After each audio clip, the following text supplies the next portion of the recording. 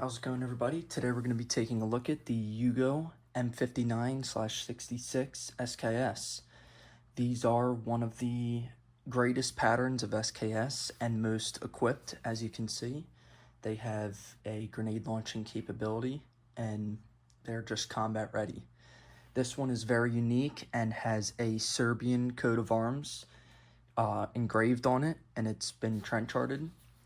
And this one's just has some stories to tell, and I have a few theories about where this may have been, who may have carried it, and the issue is there's not too much I can find. A lot of it is in Cyrillic, and Serbians, they don't have the same alphabet as ours, and they have a Cyrillic alphabet, and it's just much harder to research, and it's very, very complicated. But I'm going to try my best, and I'll let you know about my theories. So I'll show you guys the beautiful engraving we have. It is the Serbian coat of arms, like I said, or symbol, whatever you want to call it. And there's just a lot of possibilities. So my first theory is this was just a huge Serbian nationalist, a very nationalistic person in the Serbian federal military, the Army of Yugoslavia, which is the VJ, I believe, and which is just basically the federal army of the Serbians or Serbs. And the Serbian coat of arms would be likely on that because a Serbian with very high nationalism and is very proud of his country and his historical ties there's no doubt they could have done this. And that could be, that it has medieval roots, so it's an ancient symbol. And plus, it's one of the coolest looking symbols, the double-headed eagle, the Four Seas cross, I'll tell you about that later, and the crown with the cross on the top. It's just a really, really cool symbol. So that's my first theory, is the Serbian, federal. So the Army of Yugoslavia, or the VRS, which is the Army of Republika Srpska, which is basically the Bosnian Serb military. This is all very confusing because there are Bosnian Serbs, there are Croatian Serbs, there's Serbians everywhere. And in the Yugoslav wars, usually the Serbians anywhere will take Serbian side. So Bosnian Serbs are fighting with the Serbs instead of with Bosnia. Croatian Serbs are fighting with the Serbs instead of with Croatia. It's very confusing and a lot of interesting stuff, but like I said, very confusing. And there's a lot of acronyms, and the acronyms also get confusing because they don't use one, sometimes they use two and they mean the same thing. So very confusing stuff, but nonetheless, this is either a VRS, like I said, which is the Bosnian Serbian military, or it was the Army of Yugoslavia, the VJ, and which is basically, they're both federal, and the likeliness is still there because they have hundreds of thousands of troops. So, every troop might not get a Yugo M70 AK, or any AK for that fact. Some of them might have these, but it's much harder to find, especially footage-wise. Serbian, military members, at least federal, with SKSs, because they are federal, they're going to give their guys the best and have the highest chance of winning the war. So, hundreds of thousands of soldiers on the federal side, but still moderate confidence because a lot of them have AKs.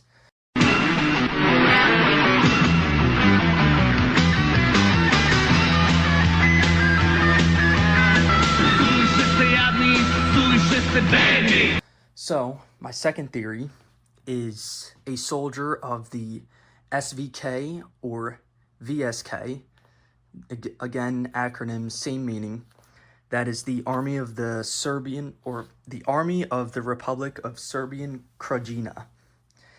And that is the Army of the RSK. Like I said, acronyms. The acronym for RSK is the Republic of Serbian Krajina. And that was a self-declared territory and state, basically, out of Croatia during the Croatian War of Independence. And you see on their patches, especially on soldiers, there's a picture on the internet, and the soldiers have the exact same patch as this.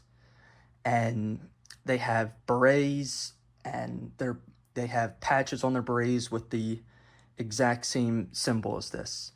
So there's, again, higher confidence there, especially because it's not as federal as the genuine Yugoslav army, or what was left of it. And there's chances of them having an SKS, definitely. There's a high chance. And they have, roughly 40,000 to 60,000 soldiers in that area. And it was basically the SVK was basically consisting of all Croatian Serbs. Because, like I said, Croatian War of Independence, and like I said, if they're Serbian, they're taking Serbia's side. So, at least from my research, I'm sure there's cases, I'm sure, there's no doubt, but for the most part, Serbians were on the Serbian side. Anyway, that's my second theory, is a soldier of the RSK, or SVK and VSK, which is, again, the military for the RSK. And just, that's another, theory. Again, moderate confidence. And then my final theory, my third theory, is a soldier of the White Eagles paramilitary. That is, I would say, again, this is more moderate to low confidence, because they did not have, that's not a very known force. It's, they consisted of, hundreds to low thousands of soldiers, not anywhere near even the RSK amount of people. But, like I said, paramilitaries, they will not have, not all their troops are going to have AKs, because they're capturing equipment. They're finding equipment. They're not getting and being supplied. They get what they get. So if they get a SKS, that's what they have, and they're going to use it. There's no doubt. And that's another high possibility, because, like I said, not going to have the best gear, but there's still a chance. And again, exact same coat of arms, except theirs is slightly different from the RSK. It's white and blue, I believe, and I'll show all these on screen throughout the video, but you'll see the differences. But still, double-headed eagle, 4 C's cross, crown, all of it. And it's just very, like I said, research is harder because of the language barrier, and it's just much harder to research than other things. But nonetheless, those are my 3 theories on where this could have been. I'd say the highest confidence is just a very nationalistic Serb in one of the federal armies, or at least federal armies, whatever you decide to call it. And my most moderate confidence is probably within the RSK army or the VSK army, which is the same thing. Again, the Republic of Serbian Krajina, the army of that. So that would be my most moderate confidence, and then the lowest confidence would be the paramilitary. But still, all of them are likely. There's no telling. There's nothing else on the rifle to prove it, and that is the hardest part. But anyway, now that that's all out of the way, let's go into the rifle details. It is a standard Yugo SKS. Got your dummy. Your safety's here. dead trigger, and she goes. Mag release, pull that back, and push that in. This is a M, which corresponds to 1976, and they all have date codes. Every Yugo SKS has a date code. At least that's what I'm informed upon. I'm not sure about all the early M59s, but the later ones all have it. Gorgeous, gorgeous rifle. You have your rifle grenade set up, your bayonet, and you can see there's battle wear. It is not a new gun with a old stock. Absolute battle wear. You got your gorgeous Serbian crest. You got your double-headed eagle, and you have your 4 C's cross and your crown. This is a medieval, very Serbian nationalist coat of arms / symbol. And your 4 C's cross actually has a meaning. That dates back to the Serbian Orthodox Church. And the meaning of the 4 C's is actually Samo Sloga Serbina Spasava. That's at least my best pronunciation. And that translates to only unity saves the Serbs. So, very cool. Really, really cool meaning. And just beautiful carving. I mean, this person was very, very artistic, and I do believe they were going to do more. If you check the other side, you see some very straight cuts in the stock.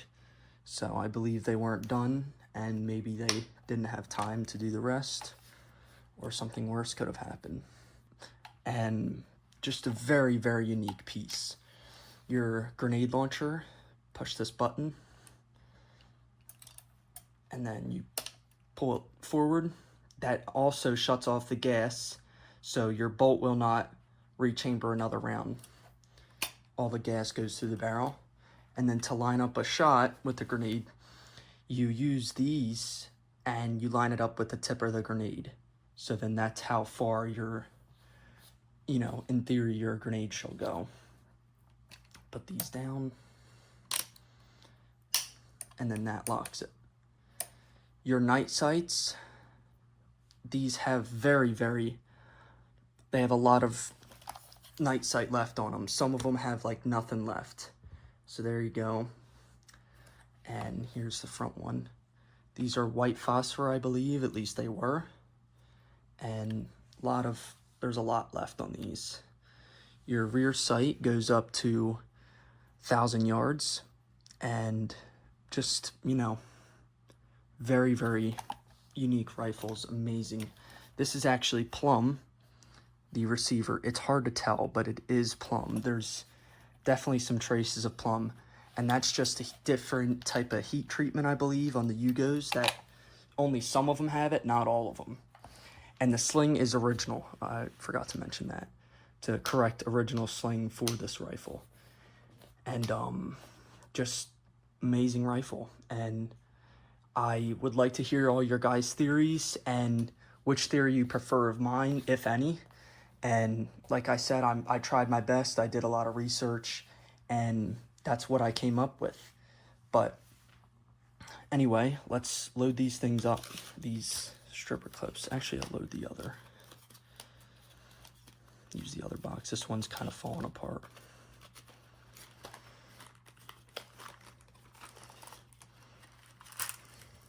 Some Red Army Standard. This is 122 grain. And this stuff makes your hands have this weird metal filing on it. Not the biggest fan of that, but it's whatever.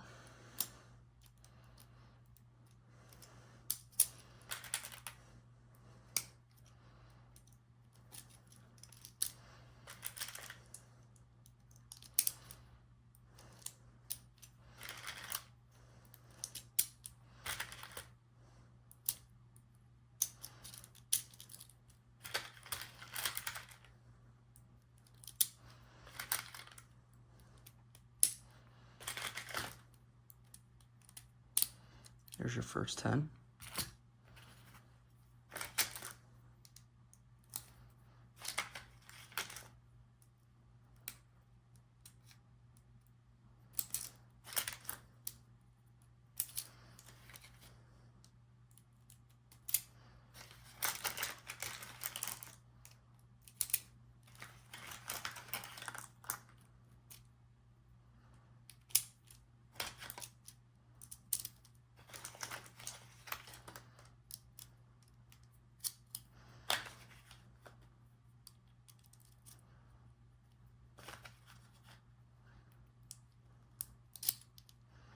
There's your second 10.